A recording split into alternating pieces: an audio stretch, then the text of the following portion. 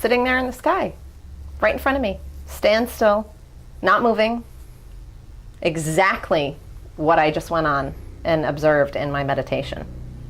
And define that again. So you're seeing this in real life, in normal reality. Yes. What exactly does that look like to you? It's, again, doesn't feel like it's a metal, real thing. It feels like it's a live consciousness, and it's very plasma-like, the outer outline of it, and it's like a live consciousness. So it's like I would say bluish, whitish, auric. That was the colors that I would say, and it had these just big, like observation windows, and it was very round. So you're observing this. Yes. Using an object, how big was the ship from your sight? The size of a quarter? The size of an actual star? How clear was it? How close did it seem? Star. Yeah, it was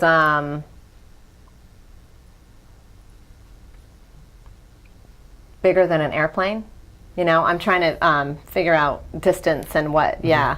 So if you were to use a real object to show how big it was from your viewpoint, like a quarter, everybody could see a quarter, right? Right. And you know how big a quarter is, or a $50. How detailed, how big was it from your vantage point? Okay. So say you're seeing a full moon. Maybe this is a good way. Yeah. Okay. It was probably the size of a full moon. That's pretty big. Yeah. Okay. Yeah, it was pretty big. There was no question that it was there. And it was like... Is it perfectly circular? It was more elongated with the observation windows here, and then it sort of had like a little bump top to it. Okay. Yeah. So what's the next thing that happens? You're seeing this, you come out of your meditation, you see a dancing light, you go over to your window, and now is it just sitting there as clear as day? Yes. Almost like here I am? Yes. So what happens next? So it sits there, stands still for about 3 to 4 seconds. At least, that's what I remember the time. And I was just like, my mouth is to the floor. And I'm like, I can't believe this is happening.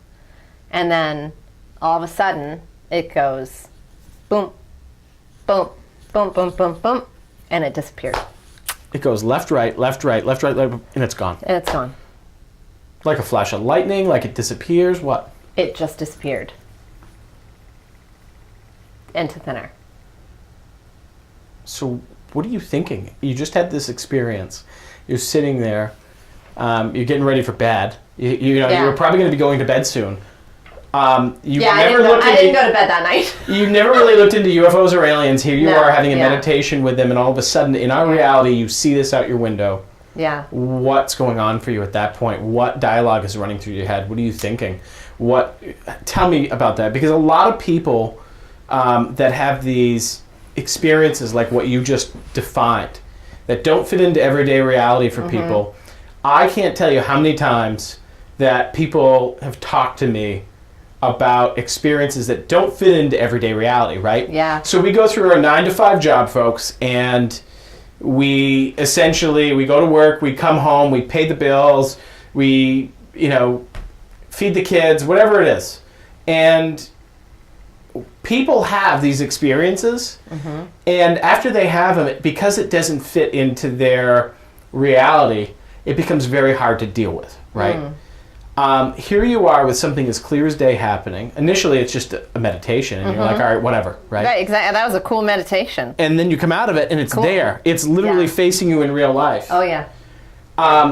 Other people would just say, all right, I'm going to go have a drink and forget about it. Or I'll never tell anybody about this. Nobody will believe me. Because that's the most common reaction to stuff like this. Yeah. And that's why we do these interviews, is because we want people to know they're not alone. People are having these experiences more and more often from the sound of it, or at least they're telling me more about it because they know that I'm open to hearing things without judgment. So where do you go with this experience?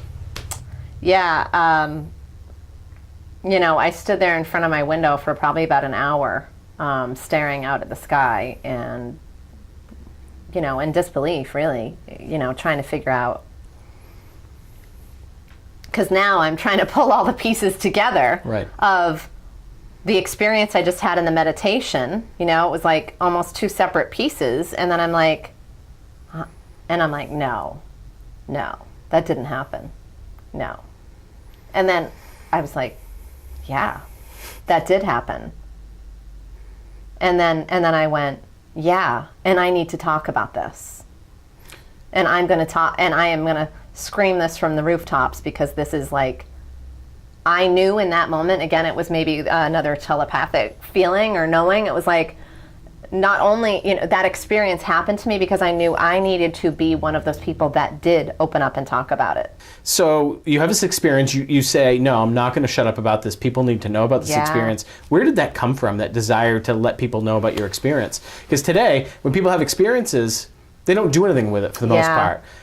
From all of the lectures that I've been to, and in looking at, you'll have a crowd of 100 people.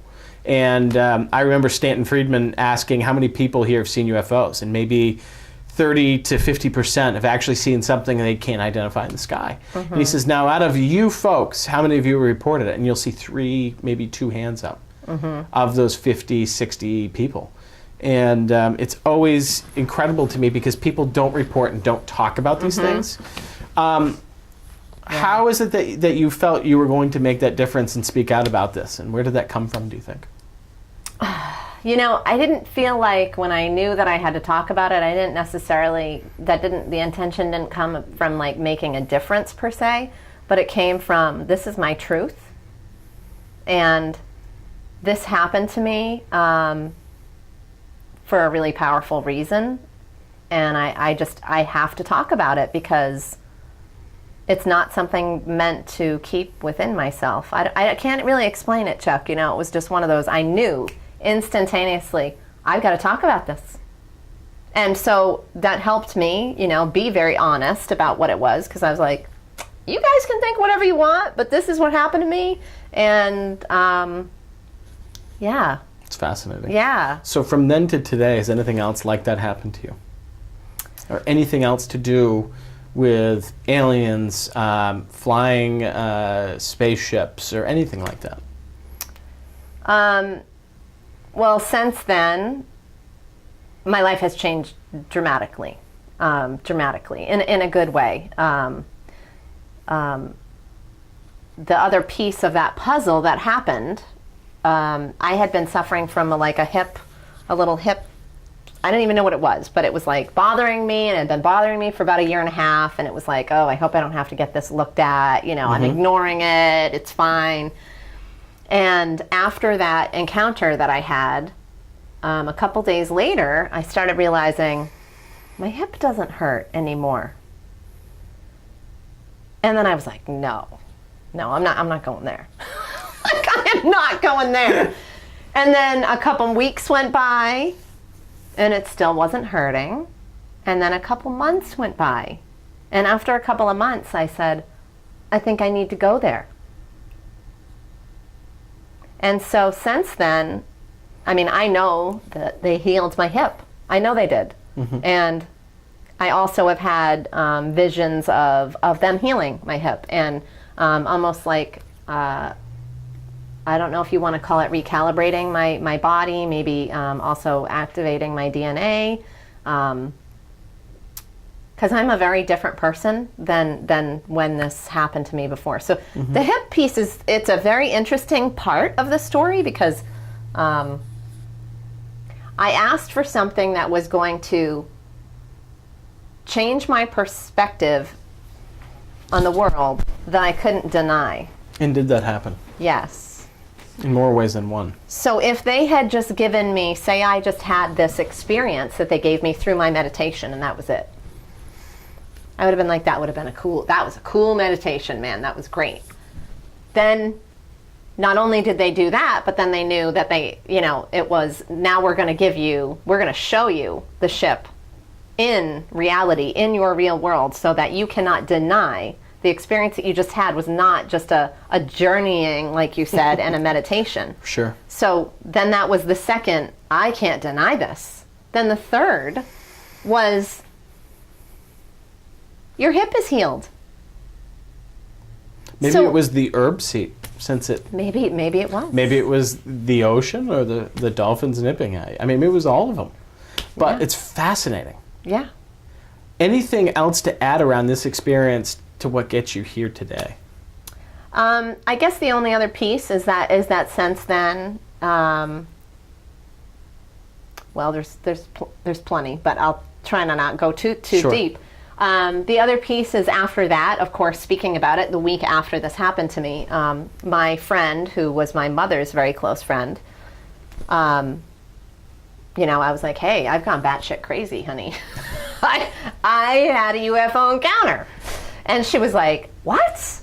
So then she calls me, I'm texting her, she calls me and she's like, well, you're not going to believe this, but your mom told me years ago that she used to see ships coming in and out of the river that I grew up on, which is actually it just so happens I'm just a mile and a half down the road from where I grew up, on the Piscataqua River. So this is out of the Piscataqua River, yes, in the Dover, Newington, Portsmouth line of New Hampshire. Yes. And so just to rewind, your mother passes away in '07, and in 2016, you have a meditation which you're told your mother's essence is on this ship. Yes. You know nothing about, nor have you researched UFOs. You know no information about your mother while she was alive having any encounters with UFOs. No, none. Now you're telling your mom's best friend, who's alive, after your spiritual encounter, that you saw a UFO, and she tells you what? That my mother used to tell her that she used to see ships coming in and out of the river in front of our house. We, grew up at Hilton Park there in Dover. And she was like, yeah, I always wasn't sure, how to take that. She goes, but, oh my goodness, it's all connecting. And I went, after that conversation, I knew in that moment, I was like, that makes sense. That's why my mother's essence was on the ship. It's a connection. And I knew, I just had this knowing that my mother and I are part of this soul family with this galactic family. Which is like... And you had not read or researched anything about this. Oh my God, no. And here it is coming to you. And since then, have you heard of anything else similar to this? Of course, now I'm researching everything to try to, help me understand more of what happened. And so I have, there are some similar stories that I'm hearing about different people and situations. And the dolphins specifically I looked into because I was like, well, I think I just like dolphins. So I think that's why they showed up. And the first part that I found out was when I started researching it was one of the most, the original, I don't know what you call it, information that was found about extraterrestrials or any unknowns coming from another planet was in South Africa. The Dogon tribe is what they're called. They have it, in illustrations and drawn on their caves about a ship that came to them, and before anybody got out of the ship, the ship dug a hole in the ground and poured water in it, and dolphins came out of the ship. And the dolphins gave them very specific information and mathematical equations about the planet. I'm not Sirius A or B at the time. No one could see it with the naked eye, and there was no technology that would allow us to have that mathematical equation.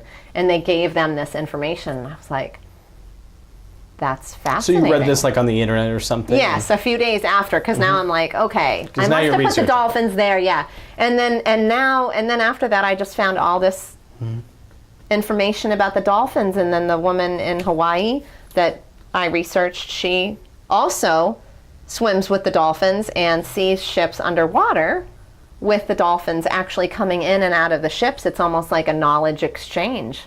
And then the ship that was drawn on her site is exactly the ship that I saw in the sky. Following up, you had talked about this octagon type of shape. Has that come into play more, or have you learned anything about that since seeing that octagon split into two pyramids over your body? Can you tell us any more information about that? Yeah. So that was the other piece of this puzzle was